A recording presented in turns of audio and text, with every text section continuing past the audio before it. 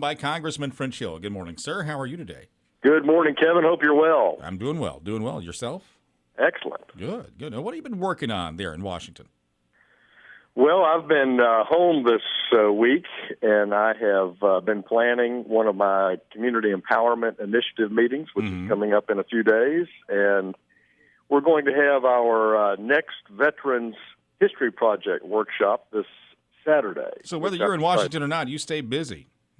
We stay busy. There's always a project. I've got 7 county judges that give me an assignment every week. All right. I'm curious about this Veterans History Project. For people that may not know, what is this about? Why do we do it?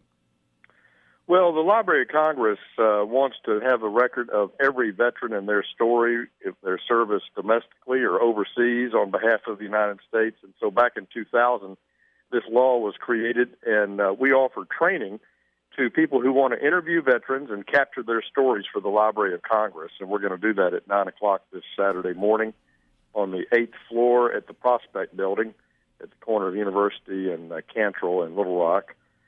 I think it's great to capture that history, not only for the family, but for American history, to have those personal stories recorded, audio recording of the veteran. Plus, they can add facsimiles of letters or photographs from their experiences. What veterans are we talking about here? Are these World War II, Vietnam, Korea, or is it anybody? Of course, anybody is welcome. I think it's so important that we capture the stories of our World War II and Korea vets because they're up in age and we're losing so many every day. And so I really encourage families to focus on our Korean and our World War II vets first. If I am a vet, or if I have somebody in my family that I want to participate in this, is it too late, or how do I get involved? No, I think the first thing you ought to do is get training, and with somebody with your great skills and interview skills and radio voice, you'd be a great trainee. All you do is get a little brief training, and then you're good to go, and you can understand how the Library of Congress wants the interviews conducted. So we're going to start that at 9 o'clock this Saturday morning. I'd love to do it. I really would. Sounds good. Golden Fleece Award. You passed that out this month to the National Institutes of Health.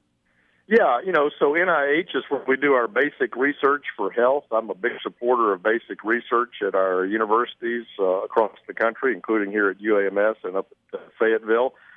And I think we ought to focus on things that have a major, major impact, like Alzheimer's solutions, cancer solutions, these things that have major impact. But they get the Golden Fleece this month because they're spending $50,000 to check the unhealthy eating habits of drunk college students. Okay. And look, we have a shortage of federal dollars, and we need them going in the highest performance places in our basic research. And they also pitched another $1.5 million into studying why the typical freshman in college gains 15 pounds. I mean, this is not in the record books for how they should be spending our hard-earned taxpayer money. I'm going with pizza and beer.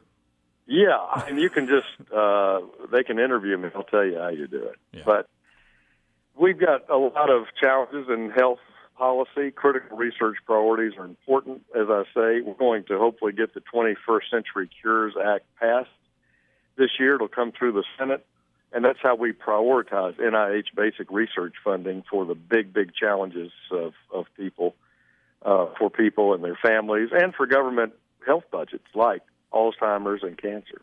Congressman French Hill, always a pleasure. Good to talk to you. All the best, Kevin. Talk.